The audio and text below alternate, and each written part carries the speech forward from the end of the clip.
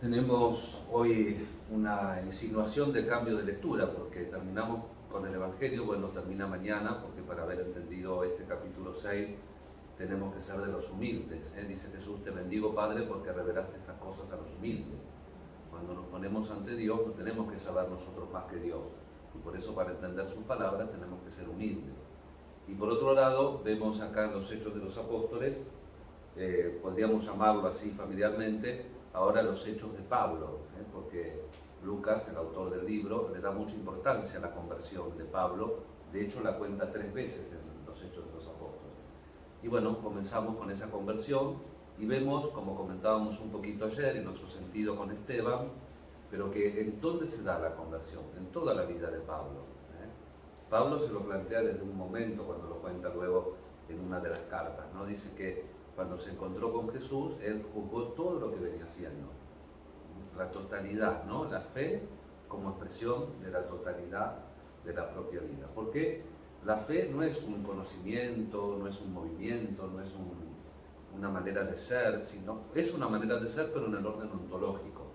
Porque así como nacemos naturalmente, también nacemos sobrenaturalmente, ¿no? El Señor nos regala esa gracia, pero no es algo que lo consigamos solo y no es algo que es voluntarista.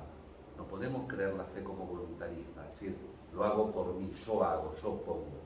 Por eso, esta semana, por otras celebraciones, hemos visto interrumpido otro tiempo litúrgico, cuando la Semana Santa cae en otra fecha, se acomodan los días y ahí por ahí todos los días podemos leer tranquilos el capítulo 6, porque es muy lindo la progresión que hace Jesús, ¿no? De creer en Él, la fe, qué signos nos da para que creamos en ti. Moisés nos dio el pan, el maná, y Jesús a partir de ahí, primero con la fe y luego con la Eucaristía.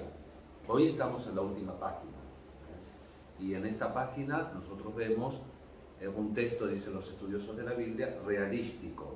¿Por qué? Porque la pregunta con la que comenzaba la pericopa, ¿cómo puede darnos a comer su carne? Hasta ahí utiliza el verbo fago, fago, donde en castellano viene fagocitar, antropofagia, etcétera, ¿no? Cuando se comen entre sí. Bueno, obviamente que Jesús no quiere que seamos antropófagos, pero quiere que realmente comamos su cuerpo y bebamos su sangre. Y entonces cuando ellos ponen esta cuestión, ¿cómo puede ser que comamos su carne?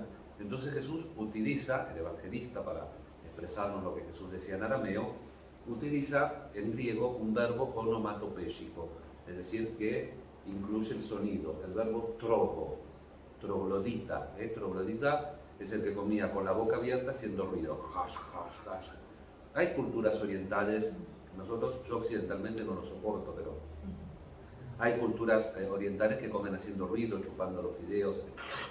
Es cultural, Pero quiero decir que antiguamente este verbo onomatopéyico era una manera salvaje de comer, pero realístico. Entonces, es decir, que la intención de Jesús era que comamos su cuerpo. Como ya dijimos que no lo vamos a hacer de antropófagos, que nos comemos las personas, es otra explicación, obviamente sacramental, que no le quita realidad, sino que es una forma donde Jesús está presente verdaderamente con su cuerpo, sangre, alma y divinidad en las especies eucarísticas. Y lo importante de acá es el sentido de la comunión, porque ahí Jesús establece una especie de consecuencia. Dice, así como yo vivo del Padre, el que me come vivirá por mí. Así como yo vivo del Padre, el que me come vivirá por mí. Esto es la comunión. La comunión no es como uno que va débil y carga como cargar el tanque de nafta o como cargar la energía. Dice, yo voy a la iglesia, yo necesito... No, la comunión es otra cosa. La comunión es una comunión de vida. San Agustín, en los sermones de los mártires, dice que cuando uno va a una casa y lo atienden bien, ¿qué hace? Reinvita y atiende bien. Dice, cuando nosotros vamos a la casa de Jesús, Jesús se pone el mismo de comer. Entonces, ¿quiénes entienden esto? Los mártires. Por eso no tienen miedo de ofrecer la vida cuando no queda otra, porque los mártires no se ponen un cartel mátenme.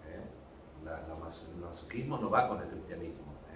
Pero así como Jesús, habiendo amado a los suyos que estaban en el mundo, los amó hasta el fin, así también cuando nosotros nos hemos dado a Dios, nos tenemos que dar hasta el fin. Es un ciclo de comunión. Y esto se tiene que manifestar, como decíamos ayer, en otro sentido más práctico, se tiene que manifestar en la vida cristiana. ¿Cómo comulgamos nosotros?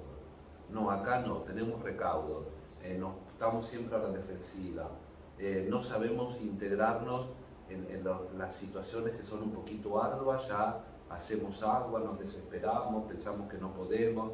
¿Qué hacían? Ustedes imagínense a Jesús comiendo con los discípulos y chuceándolo a Judas porque sabía que lo iba a entregar. ¿Se imaginan eso ustedes? Entonces, ¿con quién estamos comulgando nosotros a veces en nuestra vida? Así como yo vivo del Padre, dice Jesús, el que me come vivirá por mí. Bien, pidamos en este viernes al Señor la gracia de hacer verdadera comunión, agradecer la Eucaristía que tenemos, no acostumbrarnos, que lo peor que podemos hacer es acostumbrarnos, y pedir al Señor también la gracia de tener este movimiento de comunión, que en Pablo progresivamente, vieron que Pablo genio y figura hasta la sepultura. Hoy lo vemos que empieza, después lo vamos a ver, los primeros viajes se integra a la comunidad, pero después se pelea con uno. Pablo es Pablo, pero digamos que pone en jaque, el encuentro con Jesús pone en jaque toda su vida, ordena sus prioridades y es una persona que en la totalidad de su existencia sigue esta dinámica que nos propone Jesús. Así como yo vivo del Padre, el que me come vivirá por mí. Ya no soy yo, es Cristo quien obra en mí. Esto que hace Pablo lo tenemos que pedir para que nosotros, para cada uno de nuestros fieles, para nuestras personas encomendadas a la oración. Hoy podría ser la fiesta litúrgica donde hay una capilla o algo de San Luis Griñón María de Montfort. Y recuerdan de Juan Pablo II que tiene, el lema de él era un pedacito del Tratado de la Verdadera Devoción. Totus tus ego sum, et omnia mea tua es. Dice, accipio te in me omnia preve mi cor tuum. Traducido es, soy todo, totus tu, yo soy todo tuyo, María, todo lo mío es tuyo, te recibo como mi todo, y esta me encanta. Preve mi cor tuum, préstame tu corazón.